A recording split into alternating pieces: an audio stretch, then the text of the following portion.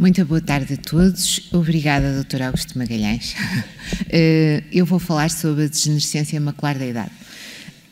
A degenerescência macular da idade, só para lembrar, é uma doença que ocorre nos nossos doentes na área macular. E a área macular, como estão lembrados provavelmente, é aquela região que fica centrada na fóvea e que ocupa o espaço, no fundo, entre as arcadas vasculares retinianas temporais. Trata-se de uma patologia que afeta basicamente a retina. A retina, como sabem, tem uma estrutura muito organizada em camadas, completamente separada do espaço vascular devido à existência de barreiras hematorretinianas e vai afetar especificamente a área macular. Como sabem, na mácula, que é esta zona onde existe a depressão foveal, isto é uma imagem de OCT, vamos ter a maior densidade de cones. E são estes 500 micracentrais aqui no centro, que estão diretamente atrás da pupila, que são responsáveis pela nossa visão de pormenor. Se nós tivermos uma lesão macular que destrua o centro da área macular, podemos ter visão para andar, para nos movimentarmos, para nos afastarmos de obstáculos, mas geralmente ficamos incapazes de ler, de reconhecer faces, etc. Portanto, a função visual depende de uma estrutura retiniana muito bem organizada, depende da densidade grande dos cones no centro da área macular e depende de uma separação muito grande que existe entre componentes vasculares e avasculares dentro da estrutura da retina. E isso consegue-se nós temos na retina uma necessidade metabólica muito grande de oxigênio, é o tecido que tem maior necessidade de oxigênio por unidade de superfície de todo o corpo humano, mas devido às barreiras hematorretinianas consegue-se uma separação muito grande entre componentes vasculares e avasculares. E, portanto, na DMI nós vamos ter uma doença que afeta basicamente a retina externa. E o que é a retina externa? É aquela zona que está compreendida só na nuclear externa, na camada mais externa da retina, onde estão os fotorreceptores. E os fotorreceptores, nomeadamente os seus segmentos externos, onde se faz a fototransdução, têm grandes necessidades metabólicas e vivem em grande aposição com umas células que são muito importantes, que são as células do epitélio pigmentado da retina, que estão imediatamente por baixo dos segmentos externos dos fotorreceptores. Estas células são fundamentais para o funcionamento dos fotorreceptores. Elas fazem a fagocitose dos segmentos externos, que são renovados ao longo da nossa vida muitas vezes. Cada célula fagocita cerca de 3 mil milhões de segmentos externos de fotorreceptores ao longo da sua vida. E, por outro lado, fazem a regeneração dos pigmentos visuais da rodopsina, que passa de cis para trans, vem ao epitélio pigmentado, é regenerada e volta aos segmentos externos e fazem uma limpeza da matriz extracelular aqui à volta. Este conjunto celular é extremamente ativo, tem necessidades metabólicas muito grandes e por isso está muito próximo da coroideia. A coroideia é uma grande massa vascular que está abaixo da retina neurosensorial e do epitélio pigmentado e que fornece o aporte metabólico necessário para todo este metabolismo que é responsável pela nossa visão. A separá-los existe ainda esta membrana, que é feita pelas membranas basais do epitélio pigmentado e da coroideia, da coriocapilar, que é a membrana de Bruch. Quando tudo funciona bem, é uma maravilha, temos uma retina saudável. Mas, em alguns doentes, sobretudo com a idade, vai haver, por um lado, um processo de envelhecimento normal com a idade. E com a idade o que é que vai acontecer? Vai haver uma menor densidade vascular a nível da coriocapilar. Os vasos vão ser com um lumen mais pequeno e vai haver menor densidade vascular. Por outro lado, devido a isso, a célula do epitélio pigmentado começa a ficar ligeiramente disfuncional. E ao ficar disfuncional, começa a acumular no seu citoplasma lipofuscina, detritos. Esses detritos diminuem a quantidade de citoplasma celular com capacidade de executar as suas funções. Por outro lado, a membrana de Bruch, que é aquela matriz extracelular, começa a ficar espessada, começa a acumular lipídios e com isso torna-se menos permeável à passagem de água e nutrientes da coroideia para a retina externa. Em doentes que haja uma associação de fatores genéticos e fatores ambientais, pode ocorrer um excesso de stress oxidativo a nível desta retina externa que leva a uma lesão da célula do epitélio pigmentado. Essa lesão da célula do epitélio pigmentado faz com que a matriz extracelular deixe de estar normal, começa a ter alterações e isso gera uma resposta inflamatória que pode levar à morte das células do epitélio pigmentado e entramos já na degenerescência macular da idade com forma seca, ou pode levar à produção de fatores pró-angiogénicos que levem ao desenvolvimento de novos vasos para colmatar as necessidades das células e temos a forma exudativa da doença. Isto é um esquema para tentar separar de alguma maneira o que é um envelhecimento normal dos fatores que contribuem para o desenvolvimento da degenerescência macular da idade. Aqui temos já a representação esquemática da mesma coisa. Temos aqui já a membrana de Bruch espessada, uma diminuição do lumen a nível da coreocapilar, uma Bruch espessada e que se torna hidrofóbica, uma célula que fica disfuncional e começam-se a acumular detritos intracelulares, que são a lipofuscina, e no espaço extracelular, que vão constituir coisas que nós vamos ver na fundoscopia, que são a imagem de marca desta doença, que são as drusas. As drusas são acumulações de detritos no espaço extracelular, geralmente entre o epitélio pigmentado e a membrana de Bruch. Se a célula produzir excesso de fatores pró-angiogénicos, podem-se formar neovasos que vão desde a coreocapilar para baixo das células do epitélio pigmentado ou mesmo para o espaço subretiniano, entre o epitélio pigmentado e os fotorreceptores, e que vão destruir o centro da área da macular, e esta é a forma exudativa da doença. É uma doença que é bastante prevalente. Vários estudos populacionais têm sido feitos e apontam para uma prevalência que vai entre os 10% a 30%, conforme as metodologias dos diferentes estudos. E é a principal causa de perda de visão grave acima dos 50 anos. É a principal causa de perda visual grave e irreversível em Portugal. Tem uma prevalência global que não chega bem a 10% e sabemos que há várias formas da doença. Há as fases iniciais e intermédias. A DMI, de uma maneira geral, anda à volta dos, talvez, somando todos os estudos, fazendo uma média, poderá ser 13%, e as formas mais tardias são menos prevalentes, felizmente, que são as que estão associadas à perda visual. Em Portugal já temos dados epidemiológicos. Foi feito um estudo em Coimbra, com duas populações, uma no interior e outra no litoral, o Coimbra Eye Study, que estudou uma população em Mira e outra na Lousã. E a prevalência da doença em Portugal é cerca de 12% a 13% na população acima dos 55 anos. As formas tardias têm uma prevalência relativamente mais baixa. Segundo os dados da OMS, então, é a primeira causa de cegueira nos países desenvolvidos, nos quais se inclui Portugal, e é a terceira causa a nível global. A terceira causa a nível global porque em África e na Ásia ainda temos uma grande prevalência de catarata e de glaucoma como causas de cegueira. No entanto, a catarata é uma causa de cegueira tratável e o glaucoma, sim, é uma causa de cegueira irreversível também. Só para comparar com as causas de cegueira na Europa, temos aqui que a DMI é responsável por 26% das causas de cegueira na Europa, o glaucoma por cerca de 20%, e a retinopatia diabética, que geralmente suscita tantos programas, etc., é responsável por menos de 10% das cegueiras na Europa. Mas os doentes com DMI geralmente têm a cegueira numa fase mais avançada da vida, não é em idade ativa. 80% dos doentes com cegueira devido à degenerescência macular da idade têm-na depois dos 70 anos de idade. Como fatores de risco da doença, o principal, sem dúvida, que é a idade. Depois, existem fatores genéticos. Se existir um familiar com degenerescência macular da idade, o risco dos descendentes terem a doença é bastante elevado. Existem polimorfismos de um só nucleotídeo com genes no cromossoma 1 e no cromossoma 10, que são responsáveis por cerca de 50% do risco de desenvolvimento da doença. Depois existem também fatores ambientais. E os que estão comprovados, sem dúvida, pelos estudos populacionais realizados, são estes dois, o tabagismo e fatores nutricionais.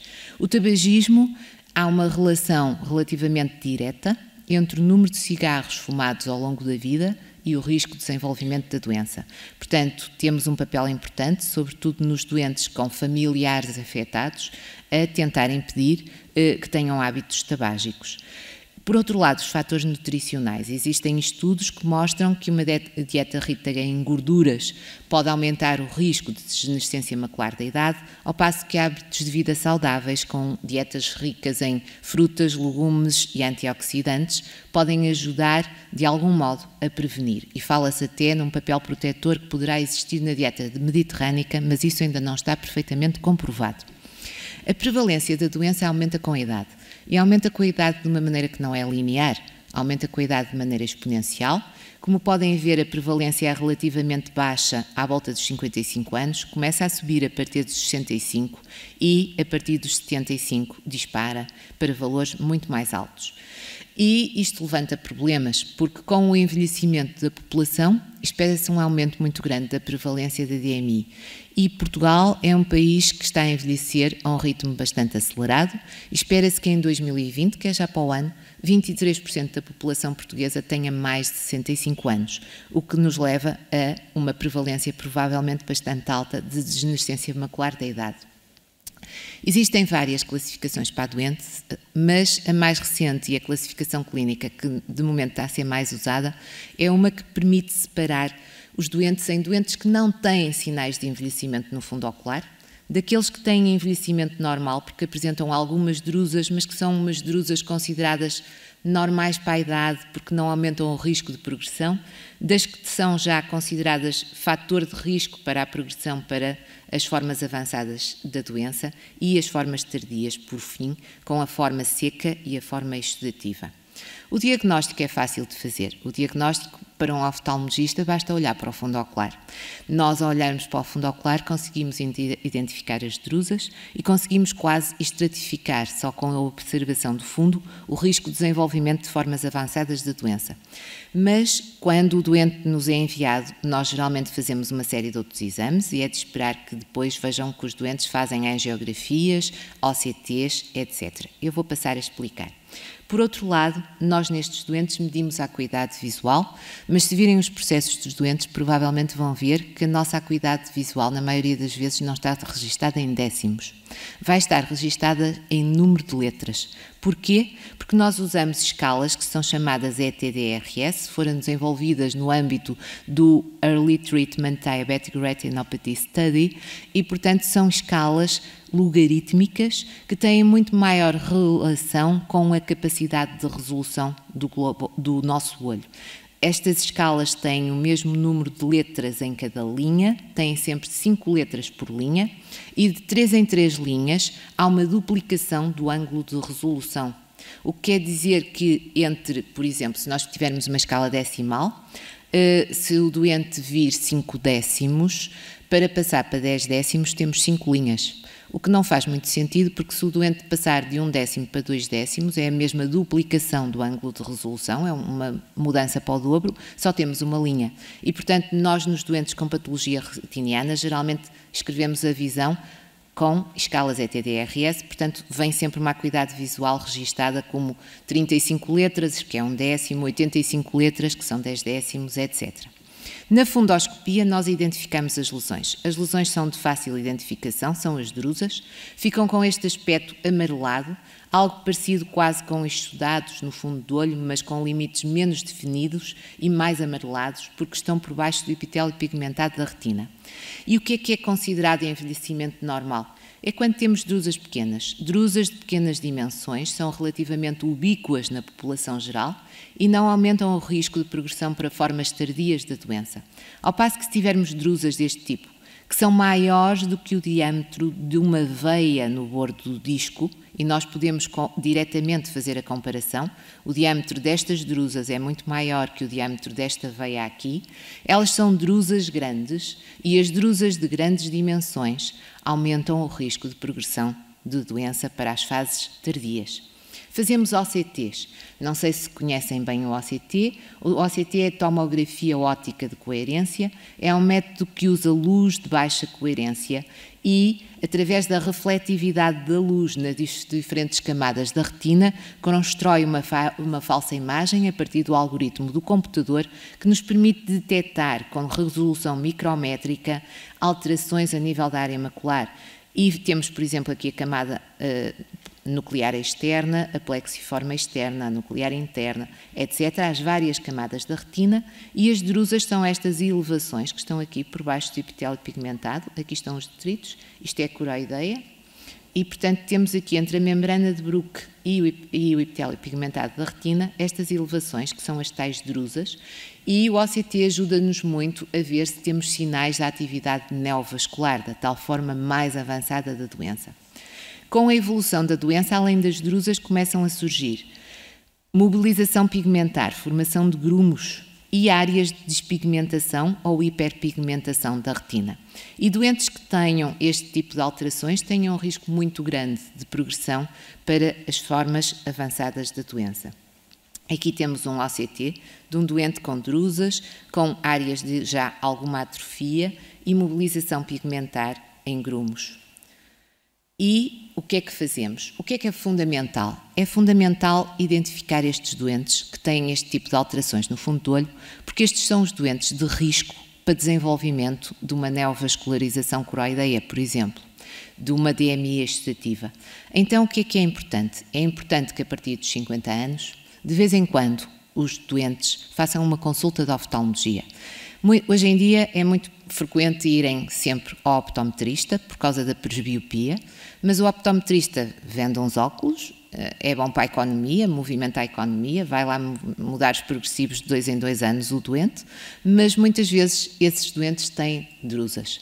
Têm drusas serosas de grandes dimensões com alterações pigmentares. E esses doentes têm que ser detectados, têm que ser identificados na população geral e têm que lhes ser fornecido maneira de vigiarem a sua visão. E o que é que se pode fazer nesses doentes? Vamos-lhes dar grelhas, que eu vou mostrar a seguir, grelhas de Amsler, para detecção precoce de alterações da visão central e, por outro lado, nos doentes que tenham risco, isto é, nos doentes que têm drusas grandes nos 2 olhos associadas a alterações pigmentares, ou nos doentes que num olho tenham essas mesmas drusas e no outro tenham uma forma avançada, nós fazemos suplementação com altas doses de vitaminas, nestas doses que estão aqui, que são as doses indicadas por um estudo, o estudo AREDS, são as doses AREDS, para ajudar a, de algum modo, prevenir a evolução para as formas tardias da doença. É muito frequente, provavelmente, os vossos doentes aparecerem a dizer que estão a tomar uns comprimidos e que, em vez de tomarem a dose diária recomendada, que na maioria das vezes é de um comprimido por dia, estarem a tomar 4, porque nós mandamos. Recebemos doentes a vir para trás por causa do farmacêutico, que diz que o médico se enganou, etc., mas nós não nos enganamos. Só realmente uma hiperdosagem destas vitaminas é que mostrou algum efeito protetor na prevenção da evolução para as formas tardias, mas não são destinadas a todos os doentes, não são destinados a doentes com DMI precoce ou doentes só com drusas normais da idade, são apenas para os doentes que nós consideramos das categorias 3 e 4, que são os tais que eu disse, com drusas grandes e alterações pigmentares nos 2 olhos ou com um olho pelo menos com formas tardias da doença, e devem fazer aquilo e vigiar a sua visão central com uma grelha de Amsler. A grelha de Amsler é uma grelha simples, com um quadrado deste tipo, com um ponto central de fixação. O doente é instruído para colocar os óculos de perto e para todas as semanas monitorizar a visão central, tapando um olho de cada vez, vendo a visão do outro olho, fixando o ponto central e ver se nota distorção na imagem da grelha ou se nota uma zona da grelha em que não vê os quadrados. E se isso acontecer, o doente deve ser enviado à urgência de oftalmologia ou uma consulta urgente de oftalmologia na zona. Porque se o doente tiver isso, provavelmente está a evoluir para uma forma exudativa da doença e, nesse caso, mandar um pedido de consulta, por exemplo, para um hospital central, pode ser mau, porque esta doença evolui muito rapidamente, como vos vou falar a seguir, e pode chegar demasiado tarde à nossa mão para ter acesso ao tratamento. Nós distribuímos geralmente folhetos quando identificamos doentes de risco e aos familiares dos doentes, com informação sobre a doença, com uma fotografia que os ajuda a perceber o que é a tal da metamorfopsia, da distorção da imagem, e em que é explicado como usar a grelha de Amsler e como fazer todas as semanas a monitorização da visão central. O doente, nas fases precoces da doença, quando tem só drusas de pequenas dimensões, muitas vezes é sintomático. Durante anos pode ter uma boa acuidade visual, não se queixar de praticamente nada e já ter múltiplas lesões no fundo ocular. É por isso que é importante que todos sejam vistos. Quando começa a ter queixas, pode ter queixas porque se desenvolvem áreas de atrofia e de morte de fotorreceptores e então um doente, ao olhar para um texto, pode ver o texto, por exemplo, como aqui está. Tem letras que estão meias amputadas de parte da letra e isso é sinal de que há microescotomas no campo daquele doente em que ele já não consegue ver. Quando passa para a forma exudativa, surge geralmente um de dois sinais que são muito característicos. Além da perda da acuidade visual, surge ou a distorção das imagens, a dita metamorfopsia, ou o aparecimento de uma mancha na visão central e o doente, nesse caso, tem que ser enviado com muita urgência para a observação por oftalmologia.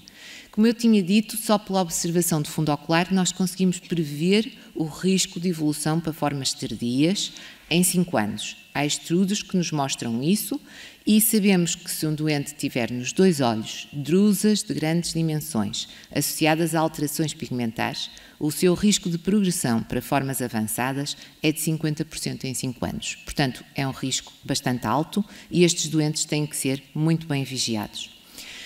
Por outro lado, quando a doença começa a evoluir, pode evoluir de 2 maneiras, ou para a forma seca ou para a forma exudativa.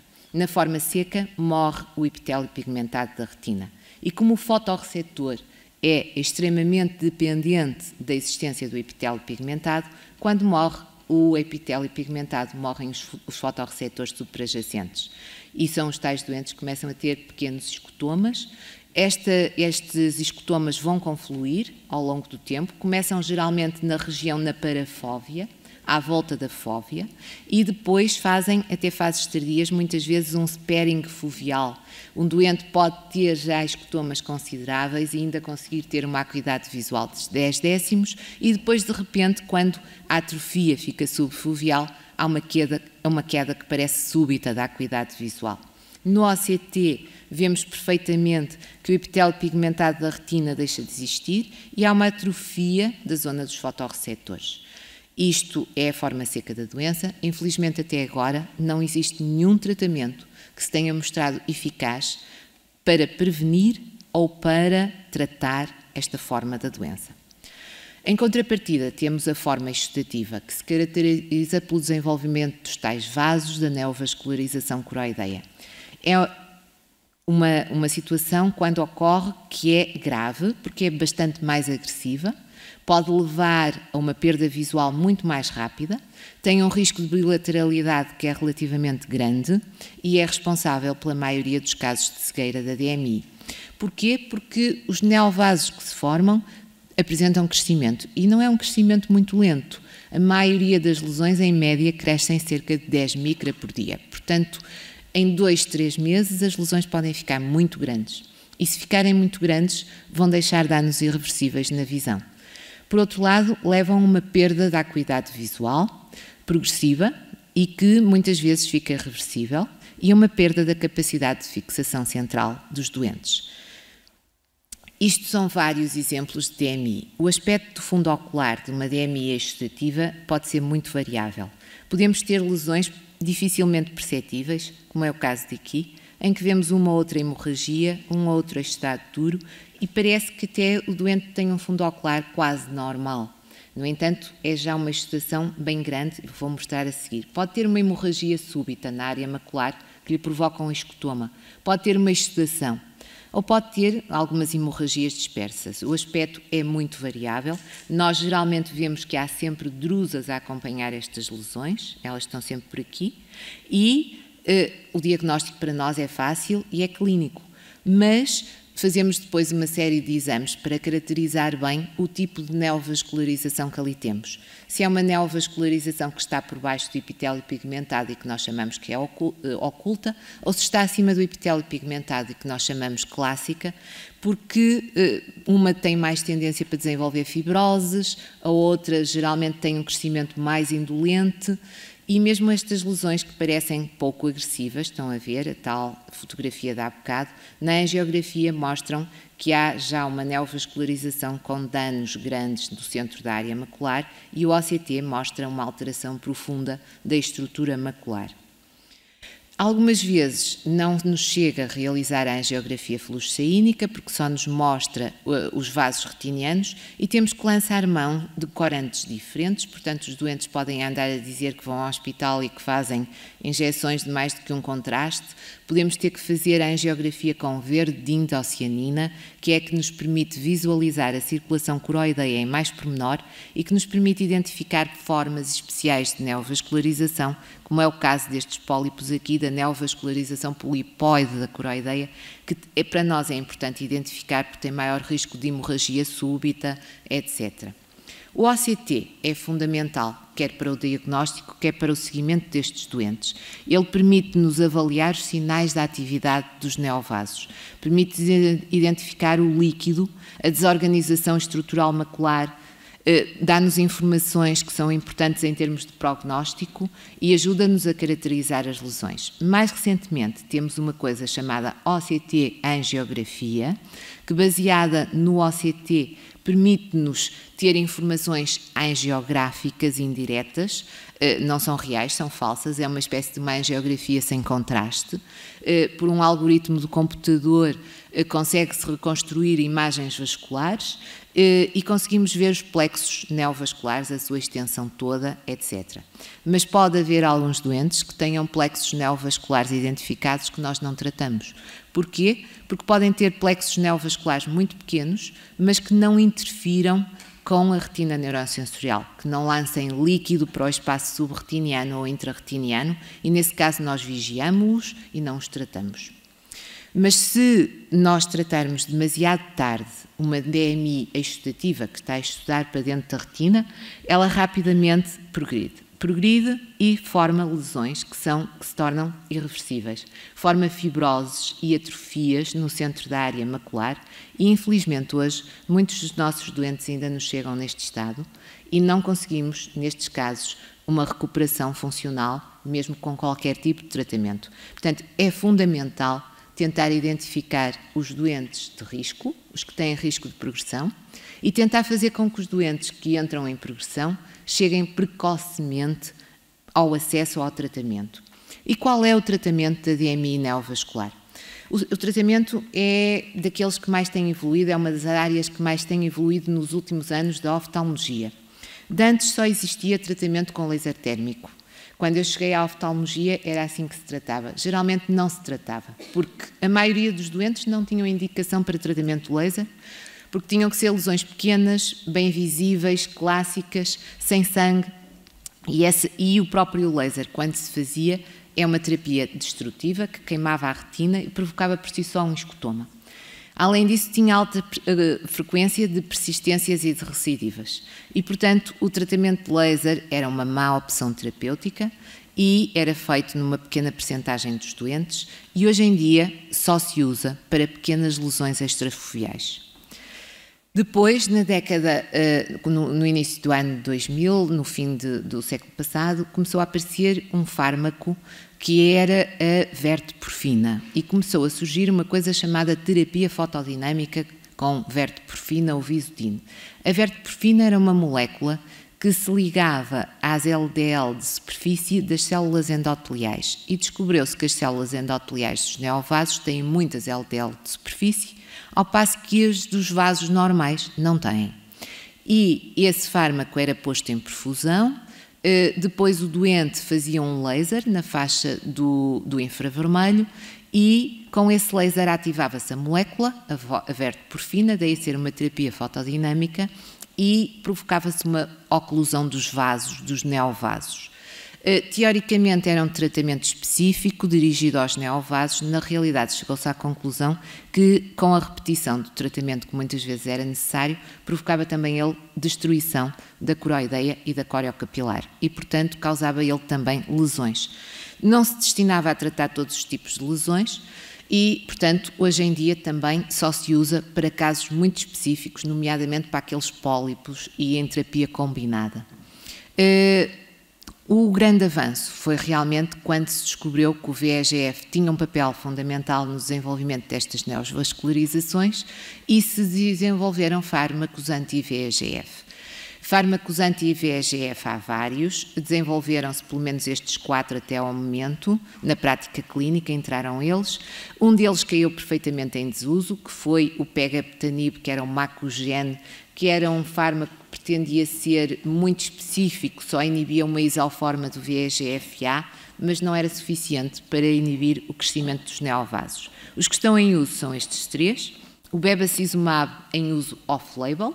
Ele foi desenvolvido para o tratamento de neoplasias coloretais metastizadas para uso por via sistémica. Mas quando se estava a desenvolver o ranibizumab, descobriu-se que a aplicação do bevacizumab numa pequena dose intraocular tinha efeitos semelhantes ao ranibizumab. E mais recentemente surgiu a aflibercept, que inibe não só todas as isoformas do VEGF-A, também como o VEGF-B e o PLGF. Bom, os fármacos são diferentes entre si, na afinidade de ligação ao VEGF, no peso molecular, etc. Mas, na realidade, todos eles se mostraram relativamente semelhantes nos resultados visuais obtidos no tratamento da DMI neovascular. Aqui temos os gráficos da variação da visão relativamente à data do diagnóstico, por exemplo, que tínhamos com a terapia fotodinâmica. Aqui está comparado os doentes que faziam terapia fotodinâmica com os doentes que não eram tratados. Estão a ver que os não tratados tinham um decréscimo rápido da acuidade visual durante o primeiro ano e os que eram tratados com terapia fotodinâmica continuavam a perder visão, mas a um ritmo mais lento. Os tais do Macugen, que mostrei há bocado, quando comparados com o placebo, também continuavam a perder visão. E só quando surgiram os fármacos que inibem todas as isoformas do VEGF-A é que os doentes começaram a ter, em média, uma recuperação da acuidade visual com o tratamento, seguida depois de uma manutenção ao longo do tempo. Vários fármacos foram comparados entre si. Houve um estudo que comparou o ranibizumab com o bevacizumab, que é o tal off-label, nos Estados Unidos, e os resultados até aos 2 anos foram semelhantes. Por outro lado, houve um outro estudo que comparou o aflibercept com o ranibizumab e os resultados também foram semelhantes. Portanto, na realidade, o tratamento da DMI excitativa não depende tanto do fármaco que estamos a usar, mas sim da maneira como o estamos a usar. Aqui temos os braços controle portanto, o sham, com a perda visual dos estudos que houve no início, aqui o da terapia fotodinâmica e aqui temos os anti-VEGFs todos. E os resultados são variáveis, são todos eles muito melhores do que com as outras opções terapêuticas, mas são variáveis e de que é que depende esta variabilidade? Depende do modo como aplicamos os fármacos. Os fármacos são eficazes, mas chegou-se à conclusão que, por um lado, não melhoram de igual modo a acuidade visual em todos os doentes. Os doentes que iniciam o tratamento com acuidades visuais mais altas são os que têm, geralmente, alguma perda visual ao longo do tratamento, ao passo que os que começam com más acuidades visuais são os que mais ganham com o tratamento. Isto poderia levar-nos a pensar que então é melhor deixar os doentes chegar a uma visão baixa para os tratar. Mas essa premissa não é verdadeira, porque quando vemos os doentes e os estratificamos por grupos de acuidade visual inicial e acuidade visual final, vemos que os que começam com uma visão mais alta são os que perdem, mas mantêm-se sempre com uma visão mais alta até ao fim, ao passo que os que começam com uma visão mais baixa melhoram, mas, isto é uma escala logarítmica, portanto é o contrário, mas nunca estas curvas, estas linhas se cruzam, o que quer dizer que um doente que perdeu visão devido à doença não tem capacidade de a recuperar para os níveis em que um doente que começou mais cedo o tratamento consegue manter ao longo do tempo se fizer o tratamento bem feito. Portanto, começar o tratamento o mais precocemente possível, o mais rapidamente possível, para ter uma maior expectativa de preservação visual ao longo do tempo é fundamental e isso consegue-se com regimes proativos. Hoje em dia, o tratamento da DMI neovascular é um tratamento relativamente crónico. É mantido de acordo com a necessidade do doente. Nós fazemos uma dose de carga inicial de 3 injeções consecutivas mensais e depois tentamos para cada doente determinar o intervalo mínimo de tempo em que o doente consegue ficar sem sinais da atividade da doença, mantendo o tratamento nesse intervalo. Temos doentes a ser tratados de 4 em 4 semanas, de 3 em 3, os casos mais graves, mas outros de 12 em 12 semanas, etc. Cada doente tem que ter o seu intervalo de tempo individualizado. É um tratamento que é relativamente seguro. No início havia dúvidas se a segurança sistémica se podia manter este tratamento ao longo de muito tempo, porque o uso dos anti-VEGF a nível sistémico, nomeadamente o bevacizumab, aumenta o risco de acidentes tromboembólicos quando usado por via endovenosa. No entanto, a dose que nós usamos intravascular é muito mais baixa, a intraocular é muito mais baixa e a exposição sistémica é muito mais baixa e, portanto, tem-se mostrado nas várias meta-análises que têm sido feitas em beneficiários da Medicare, etc., de milhões de doentes tratados, que não há um risco sistémico com o tratamento destes doentes. A nível ocular, eles também são relativamente seguros, têm potencial de efeitos laterais adversos, têm. O professor Manuel Falcão, que vai falar a seguir dos doentes diabéticos, que são um grupo particularmente mais suscetível de complicações, vai falar mais sobre isto, mas na realidade há o risco próprio de uma infecção, como qualquer procedimento intraocular. No entanto, esse risco é mais baixo que 1 por 1000. Há o risco de um descolamento da retina, mas mesmo em doentes diabéticos com neovascularizações coroideias, que nós também tratamos, o risco de descolamento da retina é também muito baixo, e há o risco potencialmente de uma catarata traumática se o doente fizer um movimento durante a injeção que toque o cristalino com a agulha. Na realidade, os tratamentos são efetivos, já foram feitos estudos populacionais e mostram que o número de casos de cegueira devido à DMI estão a reduzir a nível dos países ocidentais drasticamente, desde que as terapias anti-VEGF foram instituídas, e é importante concluir que a DMI para vocês pode ser uma doença assintomática, portanto que é importante que todos os doentes sejam de alguma maneira identificados os doentes de risco, e é fundamental depois sensibilizar os doentes para a doença, para a detecção. Uma vez detectada, fazer a vigilância da visão central, terem a noção que a DMI neovascular é particularmente agressiva, que evolui rapidamente, mas que se nós referenciarmos e conseguirmos que o doente aceda precocemente ao tratamento, conseguimos com o tratamento estabilizar a visão e tanto melhor quanto melhor visão inicial o doente nos chegar. É um tratamento que neste momento é relativamente crónico, mas que apresenta bons níveis de segurança a nível ocular e sistémico. Eu só para conclusão trouxe-vos um caso clínico para ilustrar. Temos aqui o caso de uma senhora que nos chegou com 66 anos em 2003 ao Serviço de Oftalmologia do Hospital de São João. Tinha queixas de metamorfopsias e perda de visão do olho direito. E tinha uma DMI exudativa já um bocadinho avançada. A doente não tinha dado conta da perda visual, só um dia que estava numa viagem ao tirar uma fotografia por uma máquina analógica é que viu que espreitando por um olho não tinha imagem da visão central. Foi vista e tinha uma DMI exudativa no olho direito. À data só existia, no olho esquerdo tinha apenas as drusas que eu vos falei. À data só existia terapia fotodinâmica, nós fizemos-lhe a angiografia e tratámos-la com terapia fotodinâmica. E isto é o resultado depois do tratamento. Como veem, há uma grande atrofia aqui no centro desta área macular e depois de 5 tratamentos com Visudyne, a doente ficou com uma visão bastante baixa, inferior a 1/10. E o outro olho continuava bem. Nós continuámos a segui-la, demos-lhe uma grelha de Amsler, ela voltou-nos, não muito tempo depois, voltou-nos em dezembro de 2006, com uma perda de visão do olho esquerdo.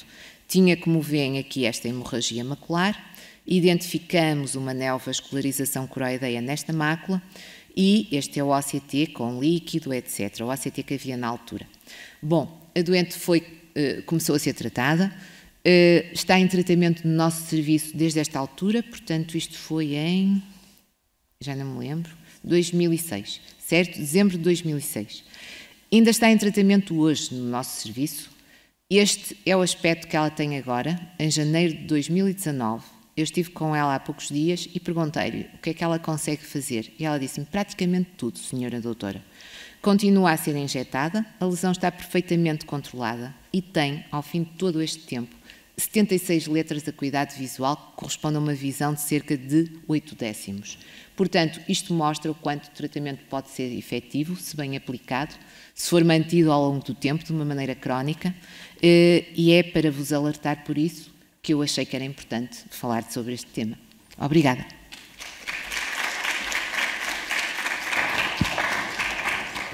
Muito obrigado, Sra. Professora Ângela, pela sua exaustiva apresentação. Eu perguntava à assistência se algum dos colegas tem alguma questão que queira pôr ou algum comentário que queira fazer. Olá, bom dia. Boa tarde. Era só no sentido de melhorar a nossa referenciação. Portanto, sim, como falou, muitas vezes é sintomático e temos de ter atenção aos fatores de risco.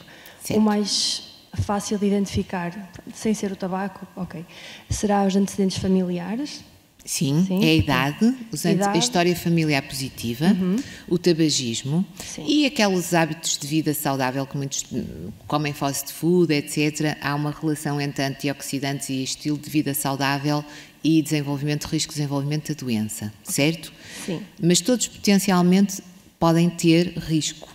E, portanto, eu penso que neste plano de estratégia da saúde da visão, o Dr. Augusto Magalhães contemplou algo sobre a DMI, não é? Sim, eu expliquei isso de manhã.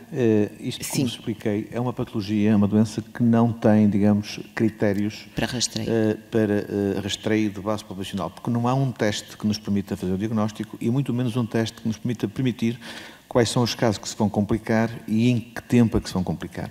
Ainda assim, como também expliquei de manhã, como é uma patologia muito importante, quer em termos de prevalência, quer em termos de gravidade, e porque provoca, se não for tratada em tempo útil e muito rapidamente, às vezes, como foi aqui explicado, provoca lesões irreversíveis e perda irreversível da acuidade visual, nós entendemos que valia a pena para aquelas pessoas que não fazem consultas regularmente, numa idade charneira, portanto, ali aos 60 anos, fazer, digamos, uma retinografia, que depois é lida por um oftalmologista, e que, digamos, dá ao doente uma informação sobre se tem fatores de risco concretos no fundo do olho ou se não tem fatores de risco que possam levar, digamos, à evolução, ao aparecimento, à instalação da doença.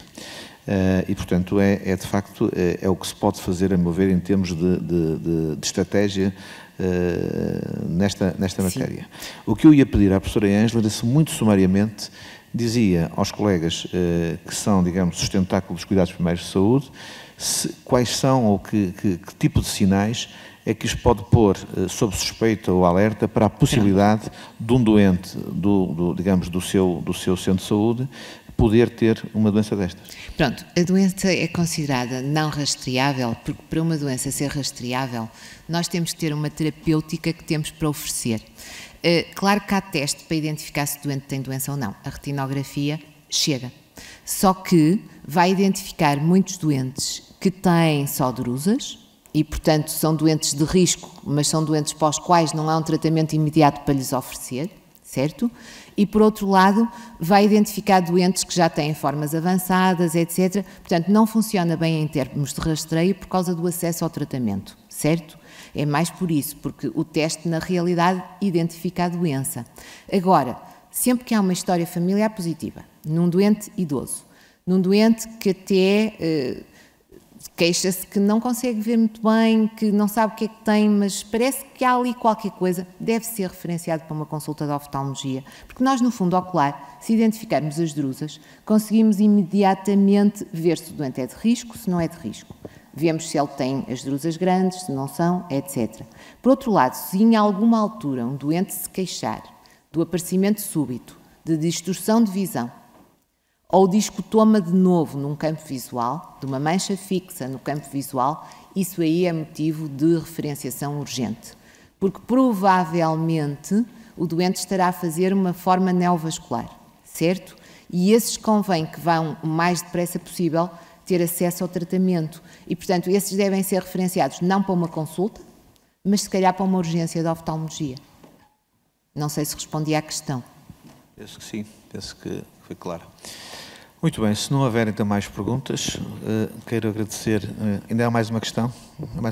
Faça essa questão. A única causa que eu ponho aqui é o acesso à consulta da oftalmologia, porque assim, se não houver uma história familiar positiva em que tenha umas alterações na visão, a verdade é que, pelo menos no meio onde eu trabalho, que é para o Santo António, eu tenho muitas consultas em atraso, ou seja, Eu fico um bocadinho difícil de aplicar, ou seja, eu penso nisto, ok, mas eu tenho alguma dificuldade em transmitir isto para a minha prática clínica. Então, deixe-me ver se consigo dar-lhe uma dica.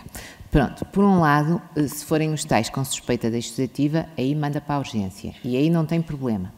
Mas se forem os outros, o que eu acho que é importante e que nós todos podemos ter um papel é o doente, quando chega à altura dos 50 anos, na maioria das vezes tem uma baixa visão ao perto, tem presbiopia, certo?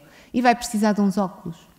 Porquê é que o doente, em vez de ir comprar uns óculos à farmácia, ou ir à ótica fazer uma optometria e sai de lá com os progressivos, muitas vezes sem precisar, certo? Porque é que não há de fazer uma consulta de oftalmologia?